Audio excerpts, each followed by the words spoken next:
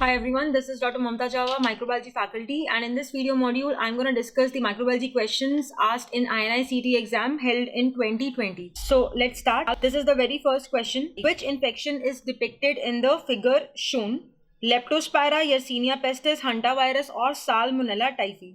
Now guys, over here in the center of this figure, you can see this organism which is spiral in shape, alright? And this organism is shed in the urine of this organism. Now, human infection can occur in the setting of risk factors like contact with animals, butchering, hunting and all.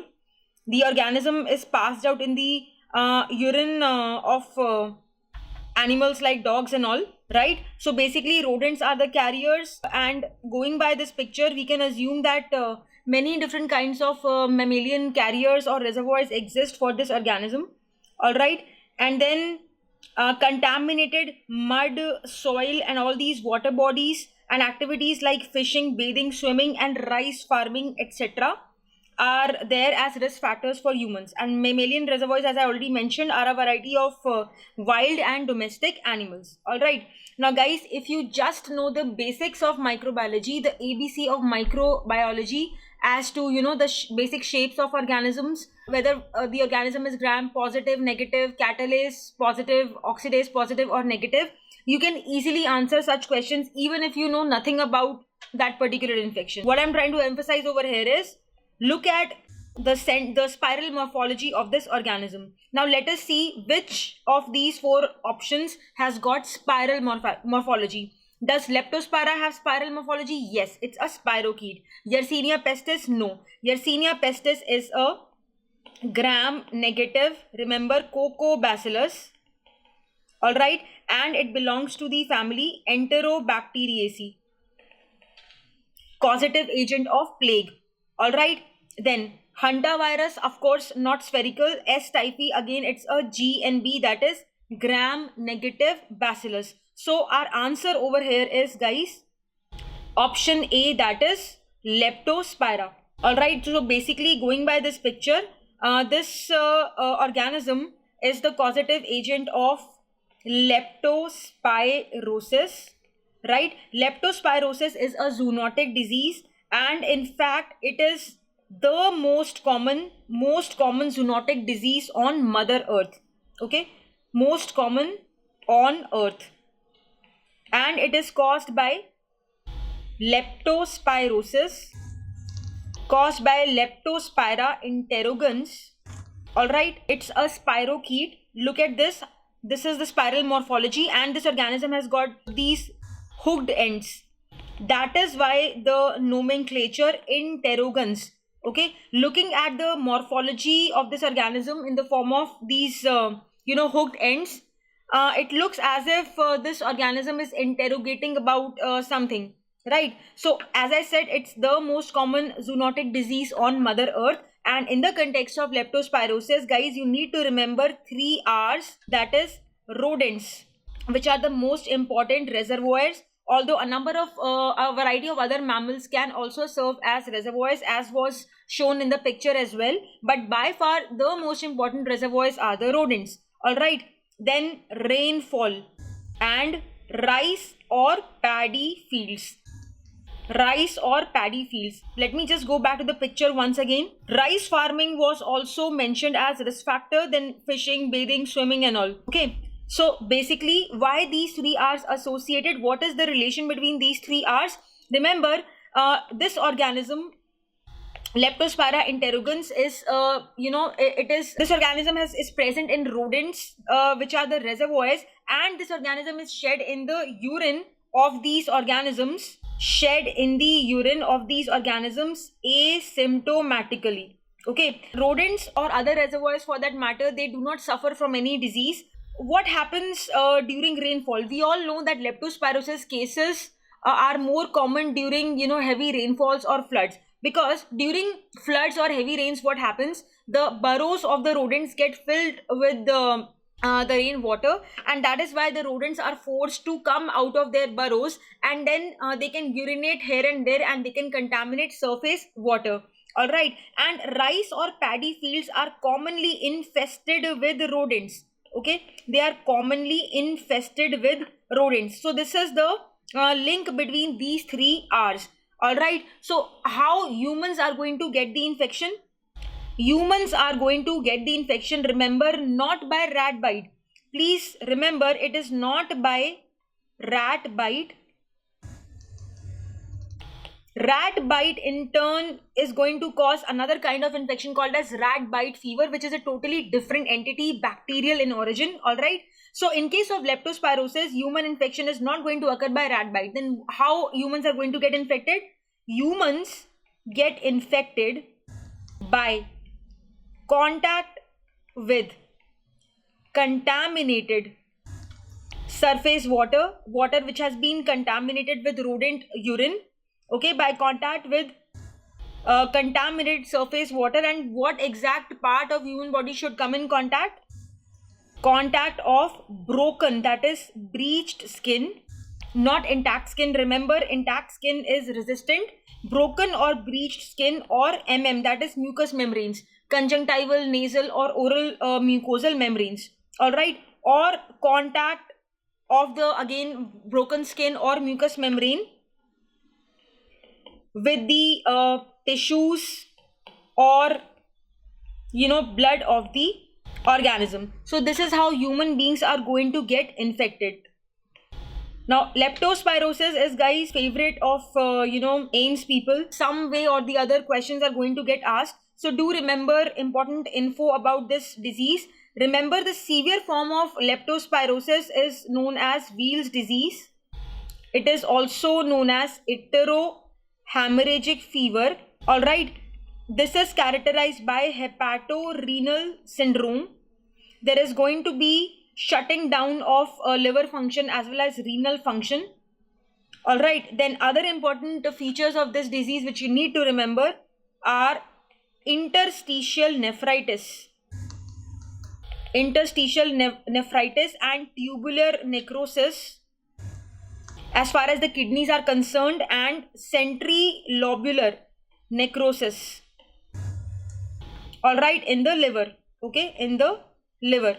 Now some people can be totally asymptomatic if the immunity is very good. The immune response, if suppose, is able to contain the infection, then no symptoms will develop at all, or sometimes there could be only fever. So the individual who is infected could be totally asymptomatic, or there could be only fever, or if immunity is bad or the load of organisms is too much so that immune response becomes overwhelmed while dealing with the organisms, then unfortunately the patient will land up with severe disease, that is Weil's disease. All right, now as far as diagnosis is concerned, remember, microscopy of blood and urine can be done. Microscopy of blood is usually positive during the first week of infection. All right, whereas in urine the organisms are shed for a longer period of time. But microscopy overall is not a good method because it is insensitive. Okay, it is insensitive, so it's not a good method. Then what else? If this is not good, then what other methods are there? Now, just for the sake of completion, guys, there is another method, obviously culture. Remember, two basic investigations regarding microorganisms which are usually thought of or done are microscopic examination and culture. Microscopy in this case, I said, is insensitive. Now as far as culture is concerned, guys, culture is basically a formality only because it requires special media and is very time consuming. Okay, so just remember the names of culture media which sometimes can be asked in the MCQs. Remember FEK, where F stands for Fletcher's medium, E stands for EMJH, Ellinghausen, McCullough, Johnson, Harris medium, and K stands for Korthoff's medium. All right, these are the names of the culture media, and you can just remember it as FEK, fake as in, I mean, this culture is usually not done, so basically it's also a formality. If microscopy is not good, culture is a formality, then what is good? Remember, guys, this is a unique infectious disease in the sense that the gold standard method of diagnosis in this case is a serological test known as microscopic agglutination test or MAT, wherein we detect antibodies against the antigens of the organism. MAT. Accepted abbreviation is MAT. All right. Now, this is unique in the sense that when we talk about gold standard investigation of any infectious disease, we usually refer to the culture of the organism or some molecular technique like polymerase chain reaction or any other molecular technique. But this is the only infectious disease where the gold standard method of diagnosis is neither culture nor is it any molecular technique. Instead, it's a serological test. All right. And guys, as far as treatment is concerned, we can go for penicillins or tetracyclines. Penicillins or tetracyclines. All right. Now, I want to show you all a picture, a schematic representation of this disease. This is taken from Harrison's Infectious Disease latest edition. Now, guys, this exact picture was asked in AIIMS June 2020 exam also. It was kind of a bouncer because many students got it wrong, but again, it's all right because it's AIIMS. Some bouncers are expected. All right. So basically, have a look at this picture. Incubation period 2 to 20 days was mentioned, and in the option, I guess one was leptospira, one was typhoid fever, and there were two more options. So basically, the clincher in this case, to be able to arrive at the right answer, if we carefully look at this picture, the long-term sequelae after months or years mentioned in this diagram are uveitis and interstitial nephritis. Okay, that's why during the discussion I mentioned about interstitial nephritis, tubular necrosis, centrilobular necrosis. You should know these features also regarding any peculiar features, if at all there regarding a particular organism. You should be aware of that. All right. So they had just erased this word leptospires and they omitted it by writing organism present in blood, CSF, urine and all. All right. So this was asked in AIIMS June 2020. Then this is about this question. The second question goes like this. Transplacental transmission of an organism which causes microcephaly is shown in the figure. Which is the likely cause? Zika virus, CMV, rubella and Nipah virus are the options. Achha, before we even look at the picture, first let us explore the options. Microcephaly is caused by which of these four options? Zika virus, yes, it can cause. CMV can also cause. Rubella can also cause. Nipah virus does not cause. So one option you can safely rule out. Nipah virus does not cause. All right. Now let us explore the picture. All right. So basically what we are seeing over here is the organism. Suppose this is the organism. All right. So this organism is going to attack what is mentioned over here: Langerhans cells, melanocytes. So skin, and then this is placenta. So it is going to attack the placenta, and it is also attacking the developing fetal brain. All right. So basically, out of all these options mentioned, out of A, B, C, D we already have ruled out. Out of Zika, CMV and rubella, it is Zika virus which has been shown to cause certain, to bring about certain changes in the skin as well. All right. And it's most common mode of entry into human beings is by mosquito bite. Okay, by mosquito bite, most commonly Aedes aegypti. Aedes aegypti. Our answer over here therefore is Zika virus. All right. Most common mode of infection is Aedes aegypti. Rarely sexual mode of transmission has also been implicated. Okay, so it is not CMV, not rubella, it is Zika virus. Remember, Zika virus is a flavivirus. Okay, it is a flavivirus and it is an RNA virus. Okay, RNA virus. All right. Then next question. A farmer presents with swollen foot with multiple sinuses as shown in the figure. What is the most likely diagnosis? The presentation is with swollen foot with multiple sinuses. Farmer is the patient. The options: mycetoma, sporotrichosis, rodent ulcer or squamous cell carcinoma.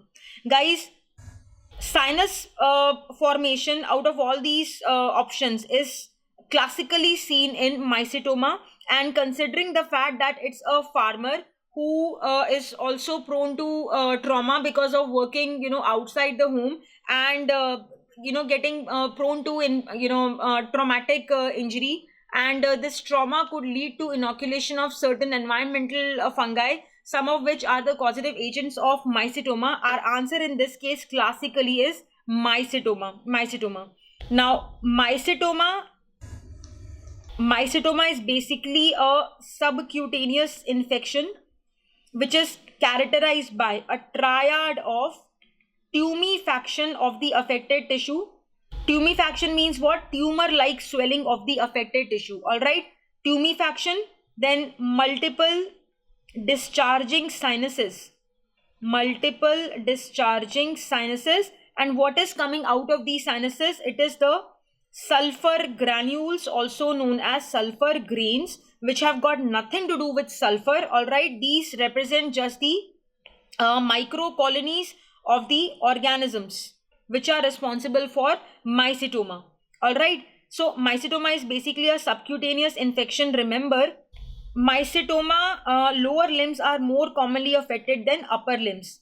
LL is lower limb, UL is upper limb, and the mode of infection is traumatic inoculation. And this entity is more common in males than females. All right. So usually males are more outside the house than females. They work in the fields. Okay, the lower limbs are more prone to get traumatized.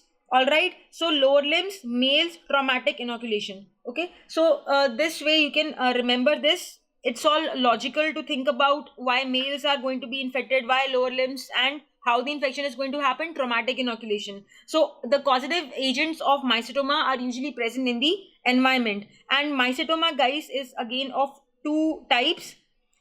It could be fungal in etiology or it could be bacterial in etiology, and accordingly we have got two categories of mycetoma. Remember, eumycetoma and actinomycetoma. Remember, E for eumycetoma and F for fungi. Eumycetoma is caused by fungi, and A for actinomycetoma. Actinomycetoma is caused by bacteria. AB, Amitabh Bachchan. Remember, actino by bacteria and eumycetoma by fungi. Now, actinomycetoma has got a bad prognosis, so much so that sometimes amputation of the limb may also be required. Okay. Whereas actinomycetoma has got good prognosis. Okay. Good prognosis. That's why I'm using the color green. Okay. So it has got a good prognosis. It responds to antibacterials. And luckily in our country, which one is more common? Remember, in India, actinomycetoma is more common than eumycetoma. It's a good thing because I said actinomycetoma has got a better prognosis than eumycetoma. Now, as far as sporotrichosis is concerned, guys, it again is a subcutaneous fungal infection. But the characteristic, feature of sporotrichosis, the most common clinical form of sporotrichosis is lymphocutaneous variety, lymphocutaneous type, wherein the patient is going to present with ulcerative lesions along the lymphatic vessels, which is described as ulcers in series or rows. This is the series or rows. This is the classical description of lymphocutaneous variety of sporotrichosis. Okay, sporotrichosis. Question 3. Identify the parasite shown in the figure. Ascaris, Encalostoma duodenale, Enterobius vermicularis, or Strongyloides stercoralis. Let me zoom the picture a little. Now, guys, you can see such thick fleshy worms. What could these be? It cannot be Strongyloides or Enterobius or Ankylostoma, all of which are very tiny worms. It is straight away Ascaris. Most important species is Ascaris lumbricoides, also known as giant roundworm. Now, this is another picture of Ascaris for you. Ascaris lumbricoides, these are the adult worms. What is this? these worms which are so tiny, if we compare them with the matchstick, these are nothing but hookworms. Remember, hookworms hook onto the skin. Okay, so the mode of infection in case of hookworms is skin penetration. And what is the infective form? Skin penetration by the filariform larvae. When it comes to helminths, the infective form could be eggs or larvae. And when I'm saying that hookworms hook onto the skin, so the mode of infection is skin penetration, what do you expect to be the infective form? Not the eggs, because eggs are not going to penetrate the skin. Eggs are usually ingested. So the mode of infection, if skin penetration it is, then the infective form is going to be the larva, specifically the filariform larva. Alright, and hookworms, remember, two important categories: Ankylostoma duodenale, which is referred to as the old world hookworm, and Necator americanus. Okay, Necator americanus, which is the new world hookworm. N for Necator, N for new. Alright, then this picture, this is the Enterobius vermicularis. Okay, just around 1 to 3 centimeters in size. It is very thin, like a thread, also known as threadworm, also known as pinworm, also known as seatworm. So remember, PEST, P for pinworm, E for Enterobius vermicularis, S for seatworm, T for threadworm. And remember, the disease caused by Enterobius vermicularis is known as oxyureasis. Okay, oxyureasis. Enterobius has got these plano-convex eggs with a tadpole-like larva inside. Okay, so this is the egg, plano-convex egg. Alright, remember, a very very characteristic feature of enterobiasis is what? Perianal pruritus, which can sometimes be really distressing for the patient. Alright, the eggs get stuck onto or attached onto the perianal region. And just a simple way to remember the shape of the egg is, I'm saying it causes perianal pruritus. Okay, so imagine the two hips, and if you just focus on half, okay, just one hip, think of the plano-convex egg. Alright, then it is plano-convex. From plano, remember, clear, neat and clean. So the egg is going to be what? Bile stained or non-bile stained? It is going to be non-bile stained egg. Okay, so this is how you can correlate things to remember them. And then one more picture. Now, what is this? There's a matchstick, and adjacent to it, certain worms have been kept. If you carefully see, one end of the worm is thicker and nicely coiled. This is what this is looking like. Whipworm. That is, it is Trichuris trichiura. Because of its whip-like shape, it is referred to as Trichuris. It is known as whipworm. Alright, so if we talk about whipworm, just remember, I would want to comment on the morphology of the egg. The egg is barrel shaped. Okay, whipworm or Trichuris trichiura. Now, Trichuris trichiura, T for Trichuris, T for 2, T for both. So T is analogous to both. Okay, so B for both and B for again barrel shaped. Number 1 point for the egg. The shape is barrel shaped. Then both the ends, B for again, both the ends have mucus plugs. Again, B for what? B for bile stained. And inside you have the larva. Okay, so just remember B. From BB ki vines also you can remember. Alright, so remember all these facts about these worms. Okay, we had one more option, Strongyloides cercoralis. Now let me give you some important points about Strongyloides cercoralis also. It again is a favorite of AIIMS and likely to be asked in INICET again as well. Strongyloides stercoralis. It again is around 1 to 2 centimeters in size only. It's very, very tiny. Now this fellow is important and a favorite of AIIMS. You know why? Because it is very unique in a lot of ways. For instance, number one, this is the only helminth in the entire helminthology which is ovoviviparous. This means what? This means that the female is going to lay eggs which are going to immediately hatch into the larvae. Okay, so the feces of the patient are not going to have ova or eggs at all. They are going to have only larvae, and the larvae could be either rhabdiform larva or phyllariform larva depending on the stage of development of the larvae. Only worm in the entire helminthology.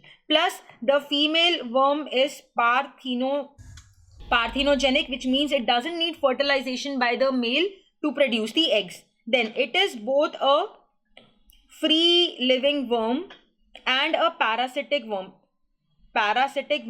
Okay, meaning it can complete its life cycle in humans plus soil, or if it doesn't happen to infect any human, it can still have its own independent existence, its own independent completion of life cycle in the soil itself.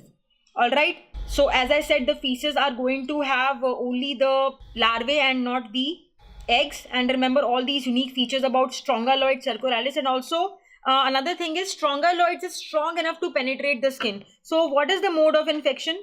Just like I mentioned in case of hookworms that they hook onto the skin, in case of Strongyloids cercoralis, the mode of infection is skin penetration. They are strong enough to penetrate the skin. Skin penetration. And what is the infective form? Again, phyllariform larva. Okay, again phyllariform larvae. And since I mentioned that feces are going to have not the eggs but just the larvae, there is a concentration technique for feces known as Biermann's technique. Biermann's technique, which can concentrate the larva. So you can increase your chances of being able to visualize the larvae in the feces if you concentrate the feces by this technique. All right. Then culture of the larvae. Culture of the larvae can be done by a method called as Harada-Mori culture. Harada-Mori culture. And also remember, DOC, drug of choice, is ivermectin. Okay, ivermectin. This is the drug of choice. And alternate drug is thiabendazole. Thiabendazole. Okay.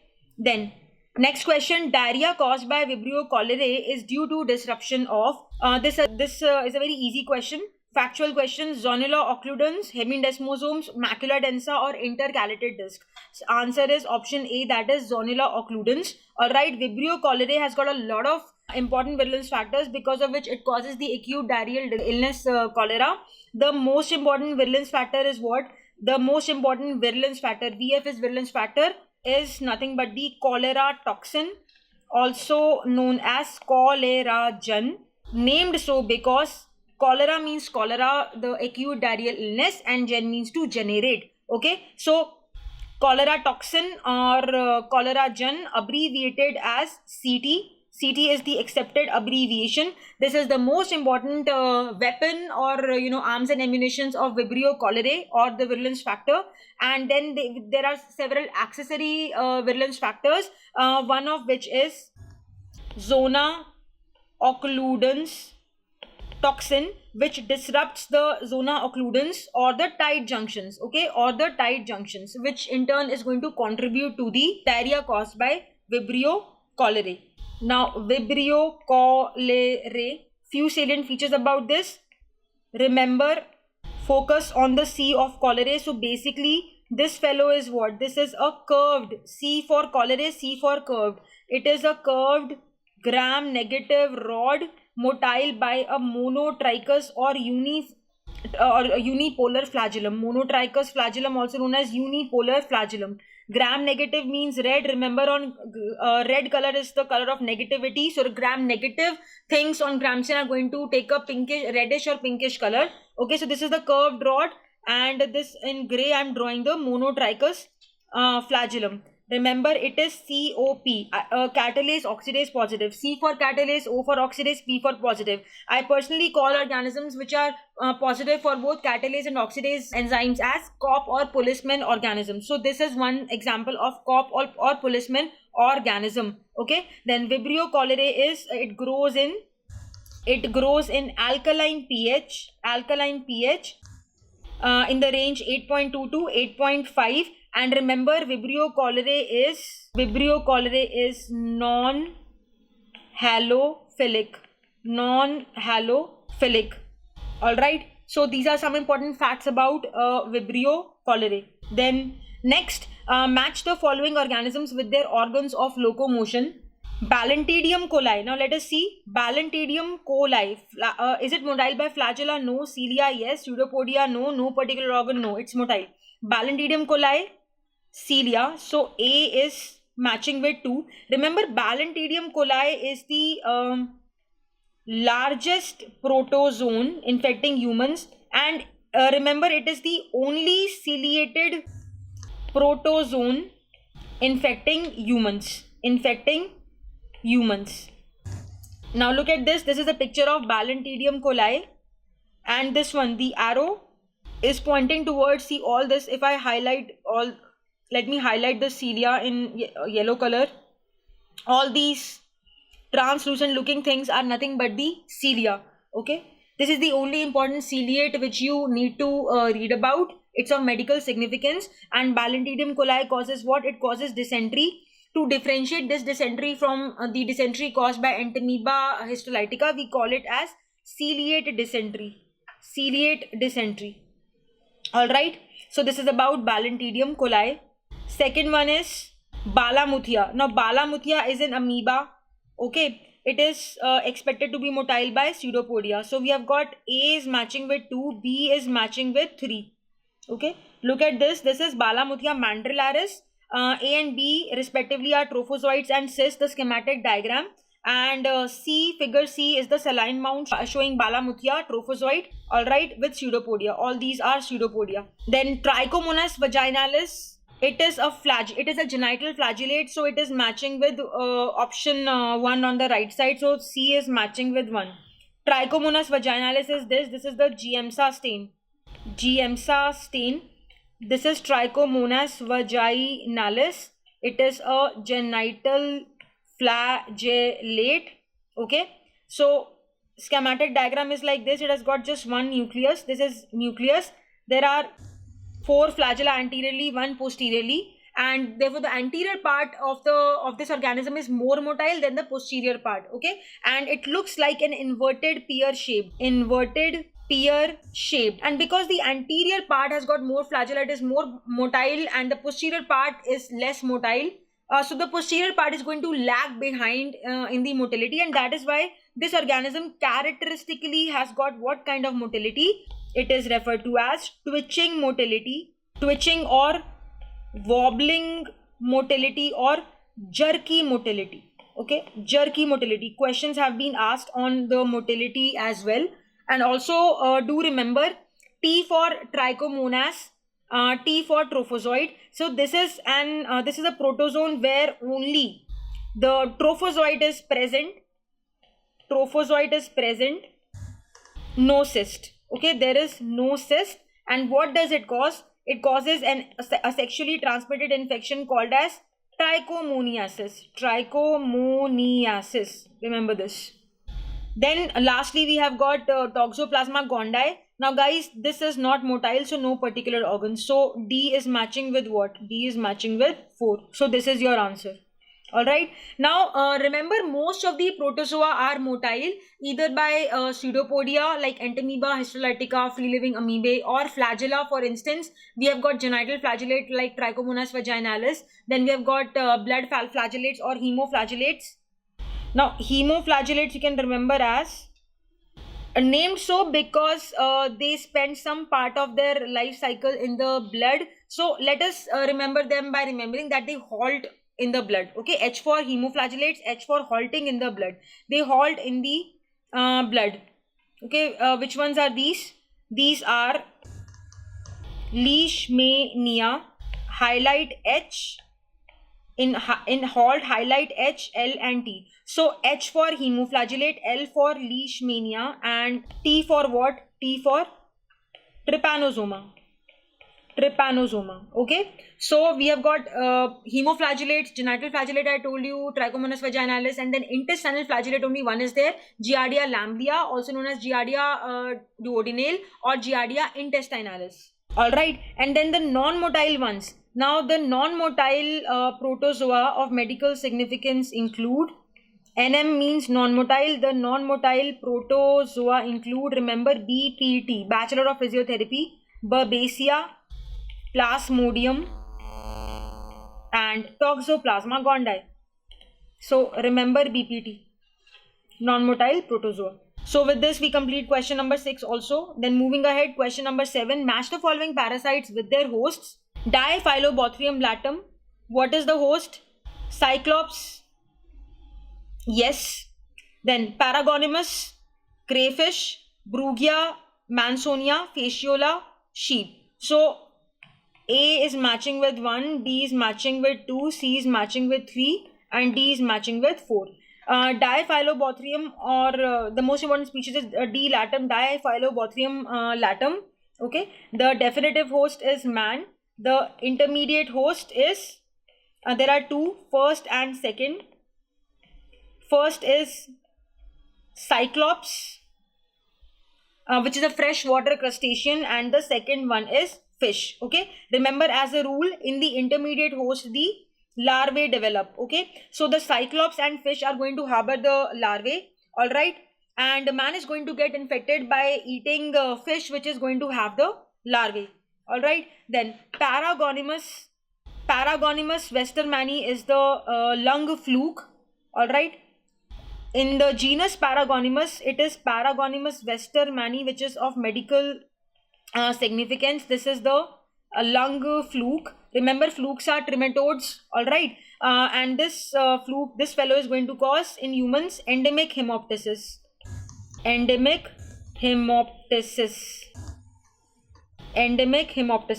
All right, so in Paragonimus westermanni, the definitive host is man. Intermediate hosts are two. First one is the snail, and the second one is crab in some books, and sometimes it could be crayfish also. Okay, so either crab or crayfish. Then Brugia. Now Brugia is an example of a filarial worm.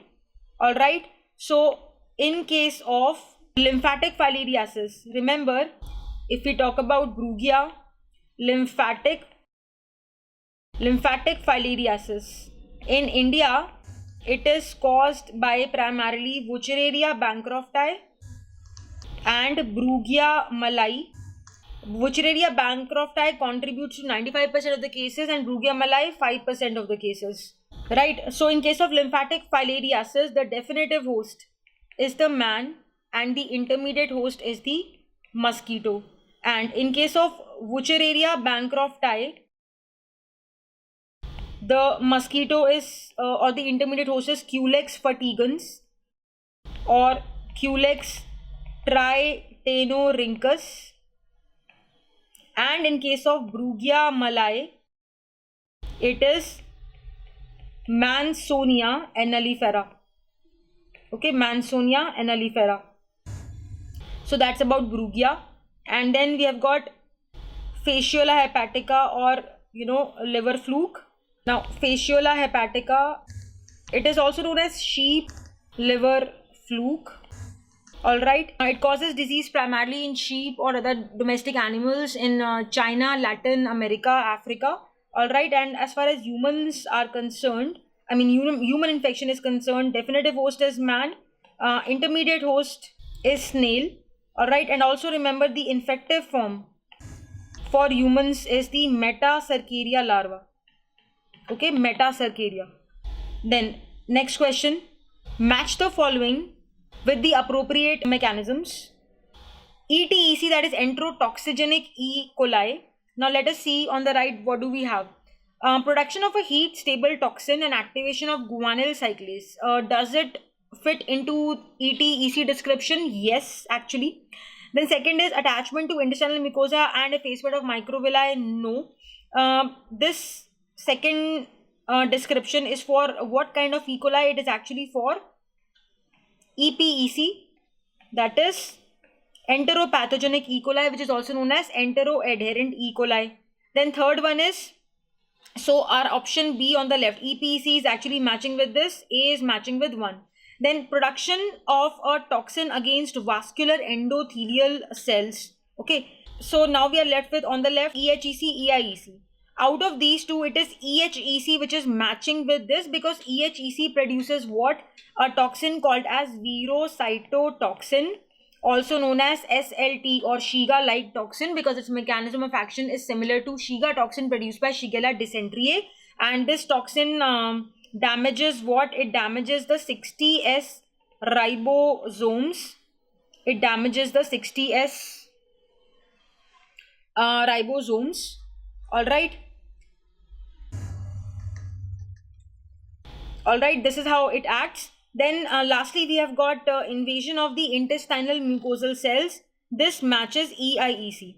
Okay, so A is matching with 1, B with 2, C with 3 and D with 4. So our answer is option 2, that is A1, B2, C3, D4. This is the answer. Now guys, diarrheogenic E. coli are very, very important for all exams. Okay, so do revise them well. Okay. Now EIEC, also remember, it is also known as atypical E. coli. And why is it able to invade the intestinal cells? It invades the gut cells. It invades the gut cells because of virulence marker antigen. Because of virulence marker antigen, that is VMA, and there's an ELISA also available to detect virulence marker antigen. It is called as atypical E. coli because it is non-lactose fermenter. It is non-motile. Usually Escherichia coli is a lactose fermenter and it is motile by Peritrichus flagella, and it ferments, it is anaerogenic. That is, see, an means without, aero means air, gen means to produce. Anaerogenic, please don't confuse it with anaerobic. No, both are different terms. Anaerogenic simply means that this fellow is going to ferment glucose with the production of only acid and no gas, so no air. Okay, now why is it referred to as atypical E. coli? Because of all these features, and all these three features are also possessed by another member of Enterobacteriaceae, that is Shigella. Shigella is also a non-motile, NLF and anaerogenic. In fact, that is why, you know, this organism EIEC, when it was initially discovered, it was confused to be Shigella. Okay, so please don't get confused. It is EIEC which is called as E. coli, atypical E. coli, because of its properties, because the properties it shares with the Shigella, whereas the Shiga-like toxin is produced by EHEC. So please remember these important facts. Don't get confused between the two things. All right. Then EPEC, we know it causes attachment and effacement of the intestinal, of the microvilli or the brush border. EPEC, P for pediatric. So remember, EPEC is an important cause of pediatric diarrhea. It causes diarrhea in infants and young children. Okay, imagine my palm. My palm is the enterocyte and the fingers represent the microvilli and this pen represents the EPEC. So attachment effacement lesion means what? This EPEC fellow is going to attach to the microvilli or the brush border and it is going to cause their effacement or flattening. Okay, so just like we iron the clothes so as to flatten out the creases, similarly this fellow is going to flatten out the microvilli. Why God has blessed our intestinal cells with these microvilli? So as to increase the absorptive surface area. So when there is drastic reduction or effacement of this enormous surface area of absorption, the nutrients and water are not going to be absorbed and end result is going to be diarrhea. Okay, and then ETEC, highlight T, remember ETEC, T for travelers. ETEC is the most common cause of travelers diarrhea, and T for also toxins. This fellow produces two important toxins, LT, that is labile toxin, ST, that is stable toxin. Alright, and over here point number 1, production of a heat stable toxin and activation of guanylyl cyclase. This is the description for the mechanism of action of the stable toxin. Okay, stable toxin.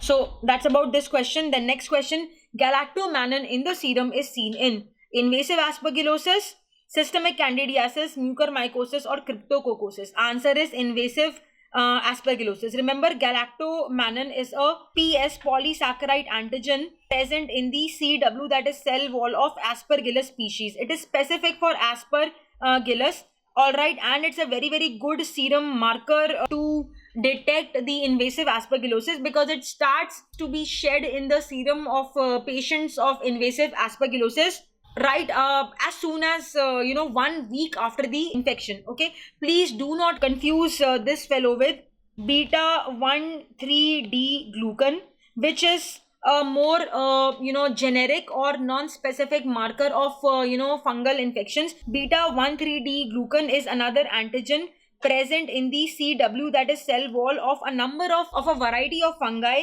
like Candida, okay, Pneumocystis, Carinii, Penicillium, all right, but it is absent in two important organisms. Remember, beta 1,3-D glucan, remember, it is absent in Cryptococcus neoformans, okay, and Zygomycetes. Actually, it is not absent in Cryptococcus neoformans, it is present in its cell wall, but because this fellow Cryptococcus neoformans has a polysaccharide capsule. Remember, it's an example of a capsulated fungus. So what happens in case of Cryptococcus infection, this antigen beta 1,3-D glucan, it is contained by the capsule. It is not allowed to enter the serum, all right, and it is and this fellow is absent in Zygomycetes. So remember, this is absent in Crypto and Zygo. Remember, B, C, Z, B cause.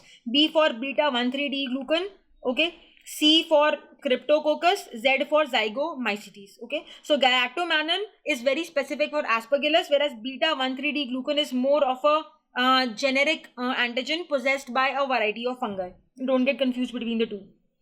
Then next question, which of the following are true about chancroid? Okay, chancroid, also known as soft sore, it is caused by Haemophilus ducreyi. Remember, chancroid is an STI, sexually transmitted infection, all right. It is characterized by painful genital ulcer. Remember, ducreyi, the name itself has got CRY, cry. So lesions are going to be painful genital ulcer, plus there is also going to be associated painful inguinal lymphadenopathy. Okay, so is it painful? Yes. It bleeds on touch? Yes. A groove sign? No. Groove sign is seen in actually lymphogranuloma venereum. All right, it is caused by L1, L2, L3 serotypes of Chlamydia trachomatis, and the MCC, most common cause of LG, is L2 serotype. Remember that. Then school of fish appearance? Yes. So A, B and D are correct. A, B, D are correct. A school of fish appearance looks like this. On the right, you have got the actual, school of fish appearance, and on the left, so this analogy, school of fish appearance, is used for describing the arrangement of Haemophilus ducreyi. All right. And the drug of choice for chancroid, remember, single oral dose of azithromycin. So this is about this question. The next question, virus with the highest mortality rate once clinical manifestations appear? Ebola, no. Zika, no. Rabies, yes. Once rabies manifests, it's 100% fatal. It's easy question. Nipah, no. Okay, rabies caused by rhabdovirus. Remember, it is bullet shaped. It is RNA virus. Okay, RNA virus. So once rabies manifests, unfortunately, it is 100% fatal. It is a fatal encephalitis.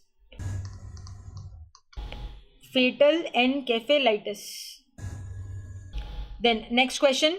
In which of the following situations should one use a sanitizer? Before touching the patient? Yes. After touching the patient? Yes. When your hands are visibly soiled? No. When your hands are visibly soiled, you should not go for sanitizer. You should go for hand washing. Okay, hand washing. Then after touching patient surrounding? Yes. So A, B and D. Option 2. Okay. Now guys, these are the WHO guidelines. Clean your hands by rubbing them with an alcohol-based formulation as the preferred mean for routine hygienic hand antisepsis if the hands are not visibly soiled. Okay, it is faster, more effective, and better tolerated by your hands than washing with soap and water. Wash your hands with soap and water when the hands are visibly dirty or visibly soiled with blood or other body fluids or after using toilet. All right, and also remember, if exposure to potential spore forming pathogens is strongly suspected or proven, including the outbreaks of C. difficile, Clostridium difficile, hand washing with soap and water is the preferred means. Okay, now that we have read this sentence, let me also tell you the new name of Clostridium difficile actually is Clostridioides difficile. Rest everything about this organism remains the same. It's an important cause of pseudomembranous enterocolitis. It is the most common MCC, most common cause of nosocomial diarrhea. Okay, they just have changed the name. All right, I don't know why, but then everything else remains the same for this fellow, Clostridioides difficile. All right, then do remember the steps of hand washing as per WHO. Step 1, rubbing the palms together.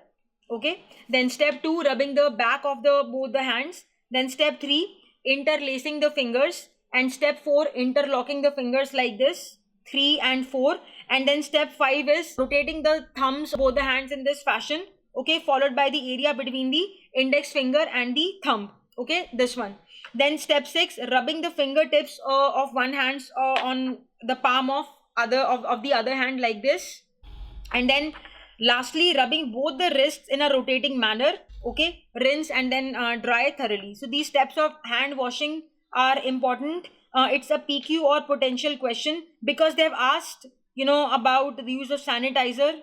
All right, and this very question, and so this automatically becomes another important PQ or potential question to be asked maybe in the next exam. Then next, HPV vaccine is made up of which protein? E1, E2, no. L1, yes. L2, no. E6, E7, no. Answer is L1. Okay, HPV or human papilloma virus vaccine has got VLPs, that is virus like particles containing the major capsid protein L1, number 1. Remember that. And also remember HPV, in case of HPV, some important facts. Remember, HPV, human papilloma virus, is an example of a non-cultivable virus. Non-cultivable virus. Any other example of non-cultivable virus? Yes, MC, molluscum contagiosum. Then HPV has got approximately 100 genotypes. And as far as guys vaccines are concerned, we have got bivalent vaccine Cervarix, tetravalent Gardasil, and nanovalent Gardasil 9.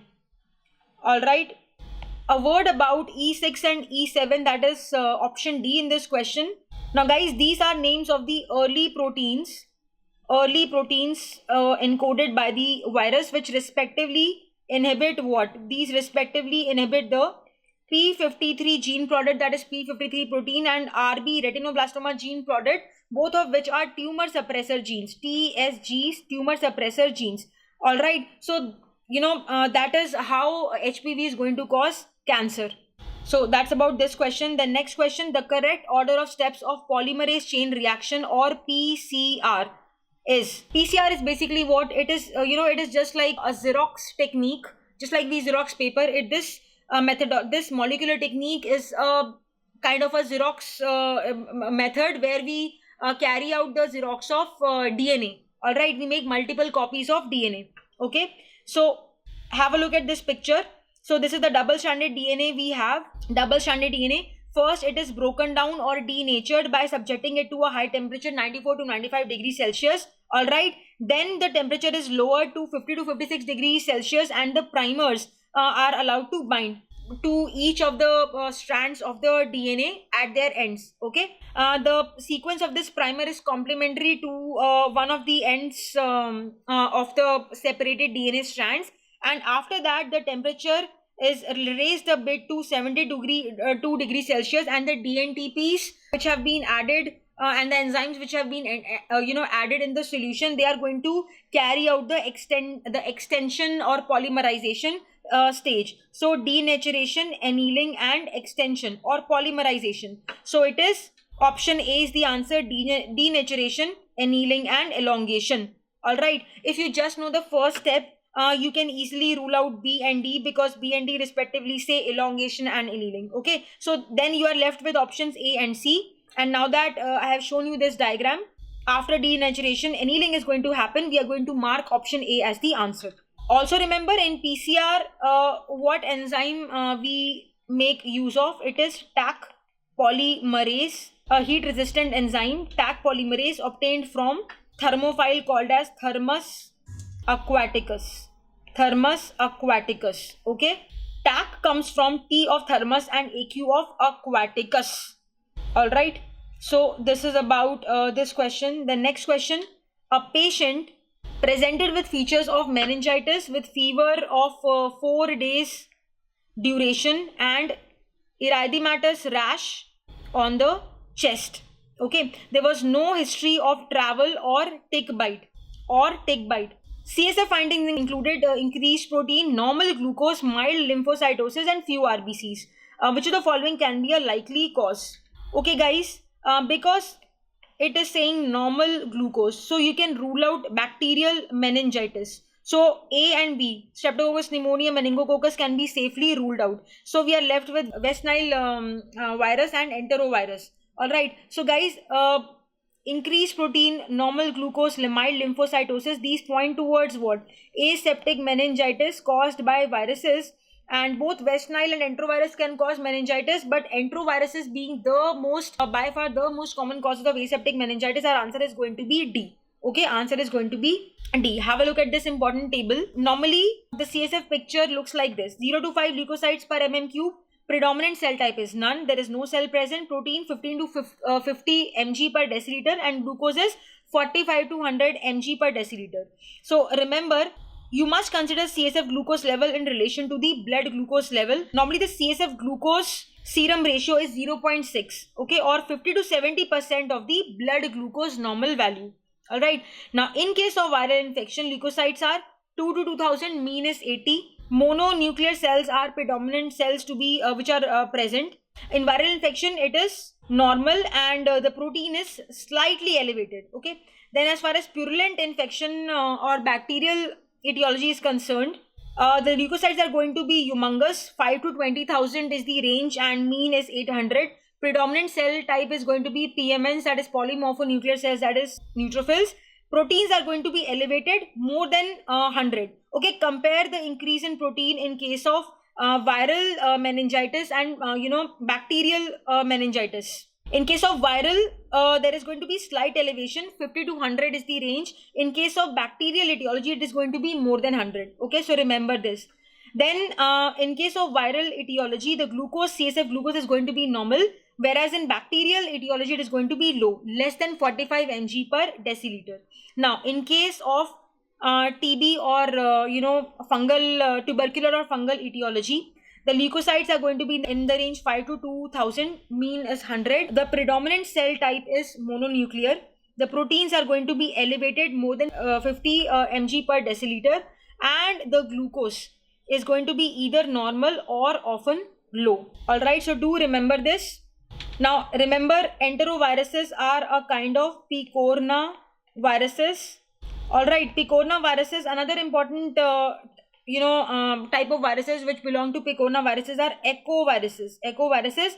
And together entero and echoviruses are responsible for most of the cases of aseptic meningitis. Okay, aseptic meningitis.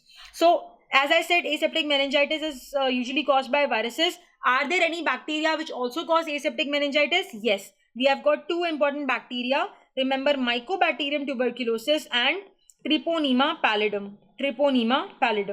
Okay, so that's about this question. Then next question. A patient presented with a painless hard nodule in the neck. On examination, it was mobile and not warm to touch. Biopsy was obtained, and on anaerobic culture, Molar tooth colonies were observed in 2 to 3 days, which showed gram-positive branching rods on gram stain. What's the drug of choice? It's such a simple question, guys. If you just know the basic colony morphology, the basic classification of bacteria in bacteriology, molar tooth colonies in the entire bacteriology are this kind of description for colonies is typical for what? Actinomyces.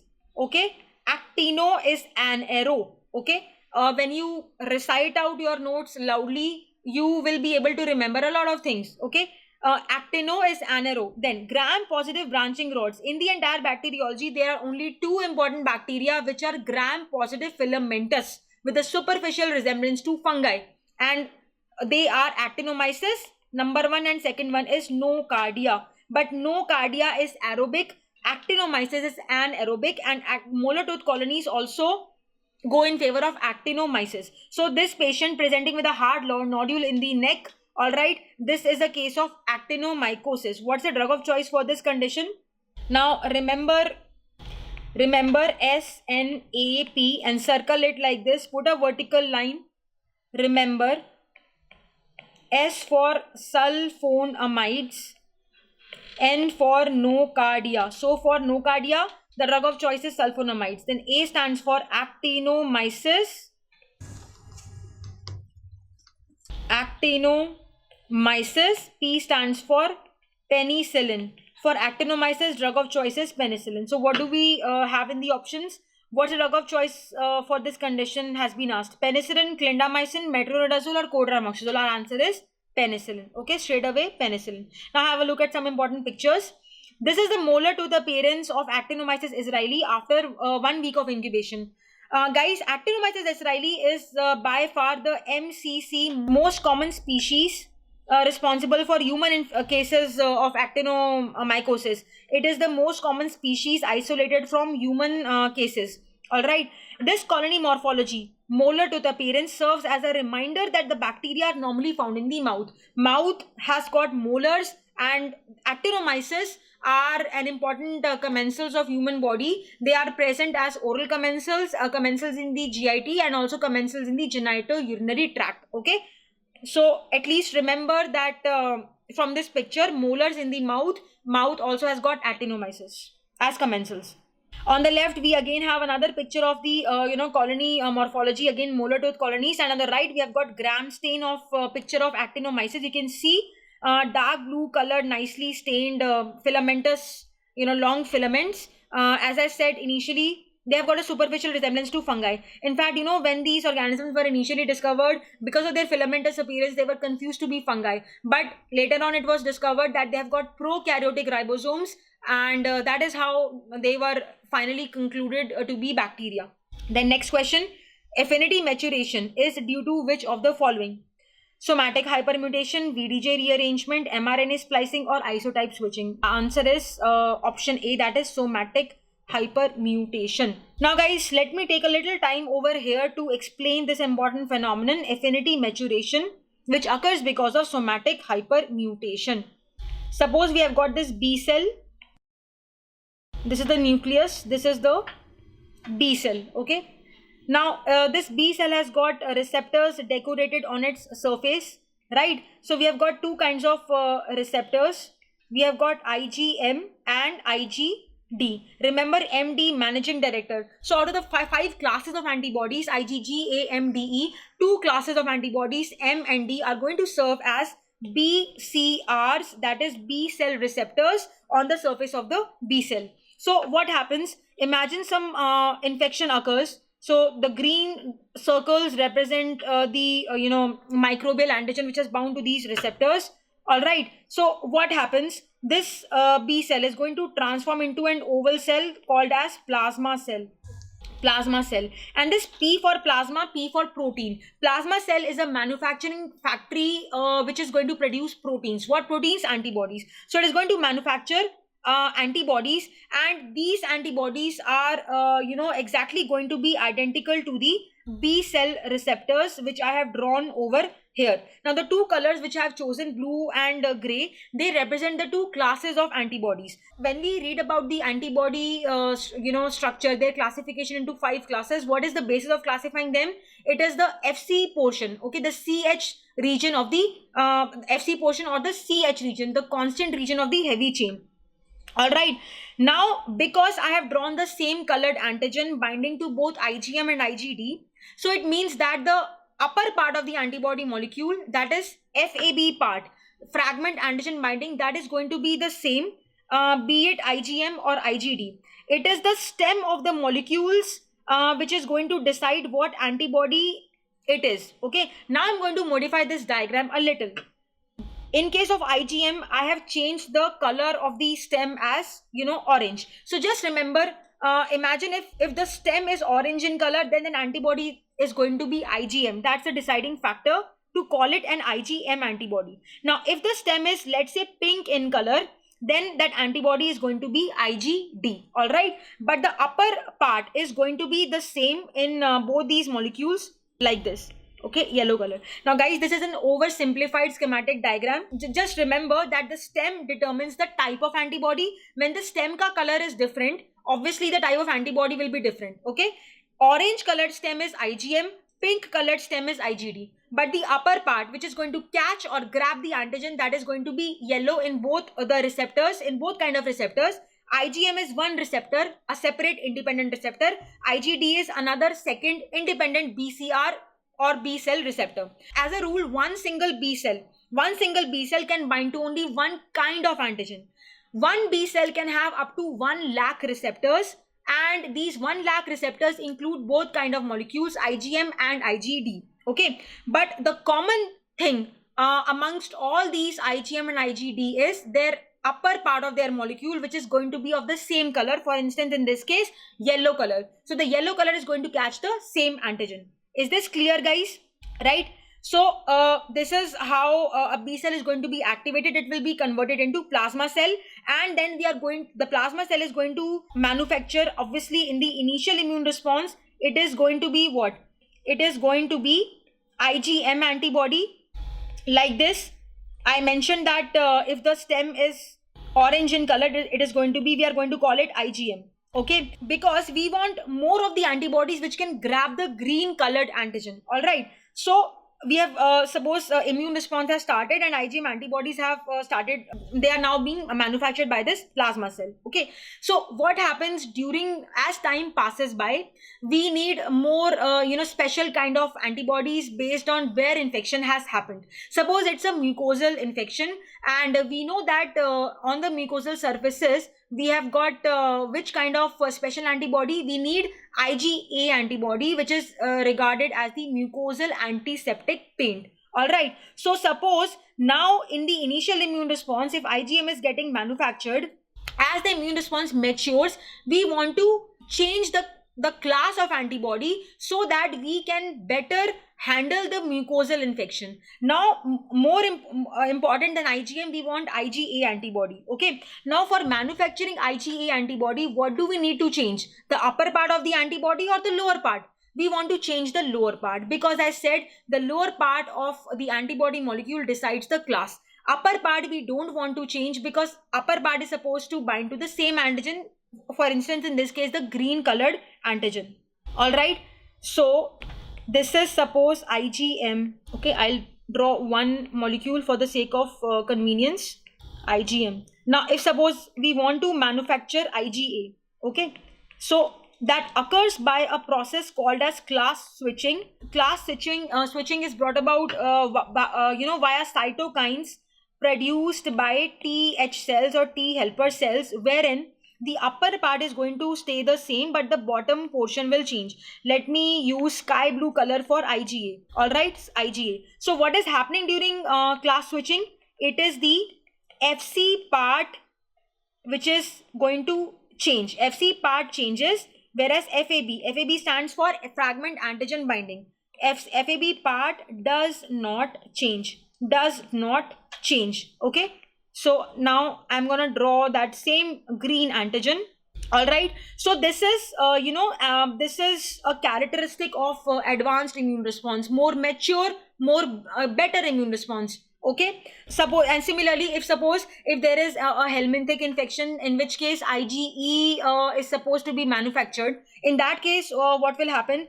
Again, the stem of the antibody molecule is going to be of some other color, and this transformation from IgM to IgE is going to be held by some other cytokines. There are different cytokines which are going to favor class switching to different kinds of antibodies based on what organism has caused the infection, where exactly in the body infection is occurring. Okay, so this is class switching. All right, now in the course of same infection, I mean infection by the same organism, can FAB part also undergo a change?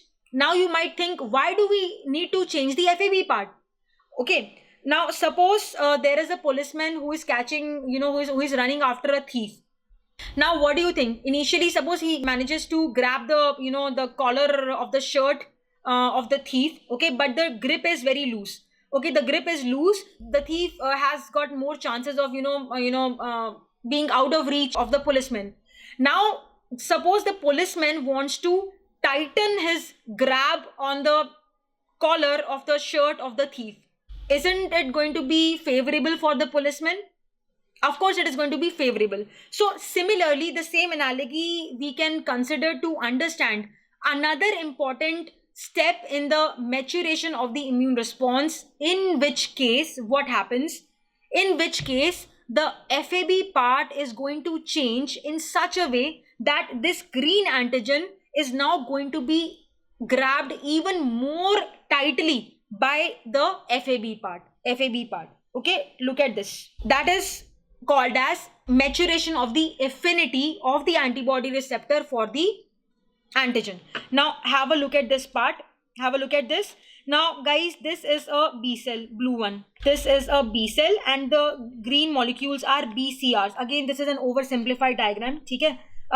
These are all BCRs, and this is the antigen. Now let me magnify this figure. As you can see, this B cell receptor, the green one, is an okay kind of a receptor. Okay, it still has managed to catch the red antigen, but as you can see, it is not fitting perfectly into the green receptor. Okay, now there is something known as somatic hypermutation. What does this mean? Now listen to me very carefully. Now normally what happens when our body cells are dividing, of course during the process of multiplication or replication of the cells, some errors or mutations can creep in, but luckily this rate of mutation is very low.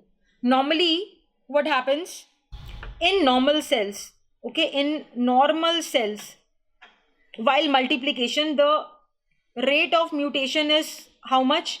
There is 1 mutation per 100 million bases per replication cycle. Per replication cycle. So you can see how low is the rate of mutation. Whereas in the B cells, in the genes encoding the FAB part of the B cell receptor, the rate of mutation is 1 mutation per 1000 bases per replication cycle. Okay, so can you see, if in comparison to 1 mutation per 1000 bases per replication cycle, okay, this rate of mutation which is occurring in other cells, okay, let me say other cells, and because B cells are also normal only, so in other cells, so basically in cells other than the B cells, the rate of mutation is very low. Whereas in B cells, remember the antibody molecules are also proteins. Proteins come from mRNA come from genes. All right, so the B cells have got genes with them which encode for the heavy chain and the light chain of the B cell receptor, and the rate of mutation is very, very high. Such a high rate of mutation is referred to as somatic hypermutation. This is a schematic representation of an immature B cell DNA, and this is what? This is chromosome 14. The chromosome 14 has got genes for the H chain or the heavy chain. All right, so we have got I have drawn V1, V2, V3, D1, D2, J1, J2. What are V, D, J? V for variable, D for diversity, J for joining. So basically, in an immature B cell DNA, we have got 3 varieties of gene segments, V, D and J, and there are further many subtypes each of V, D and J. For instance, approximately 40 types of V segments, 25 D segments, and around 6 J segments. You need not memorize all these numbers. My point is, there are multiple types each of V, D and J in an immature B cell, and V, D, J are going to encode for the FAB part or the antigen binding part, right, of the heavy chain. And this is followed by CM, which stands for the constant part of the mu chain or the IgM antibody, and CD, C for constant, D for IgD. So this is going to encode for the constant region of IgD antibody. Is this clear? Right? So next, what happens? And this is an immature B cell's story. Now, as this immature B cell matures, ultimately in a mature B cell, what we are going to left with, in a mature B cell, guys, we are going to left with only one V segment, one D segment and one J segment. For instance, and this selection is random. Out of the 40 types of V segments, let us say in this very B cell, it is V3 which has come to finally been selected by this B cell, and out of the 25 D segments, it is D2 which has been selected, and J1 out of the 6 J subtypes has been selected. So finally we have got a mature B cell with V3, D2 and J1, and all these 3 are going to contribute to what? To the FAB part. All right. So but CM and CD are not going to change because they are going to be responsible for the class of the antibody. All right. So the somatic hypermutation is going to happen in the antigen binding part. So let us see what happens when the antigen initially comes and binds to this B cell. The B cell gets activated and it undergoes division. Okay, it undergoes multiplication. So during this multiplication, what happens? Because of somatic hypermutation, the daughter B cells are going to have different types of B cell receptors. Okay, some of the B cell receptors are going to be of low affinity. All right, for instance, this is let's say 1, 2 and 3. So 3 kinds of B cells are drawn. 1 and 2 are of low affinity. As you can see, this antigen is not fitting into this receptor. This is a bad receptor or low affinity receptor. In case of second B cell also, this receptor is also not going to welcome this red antigen. So this is a low affinity receptor.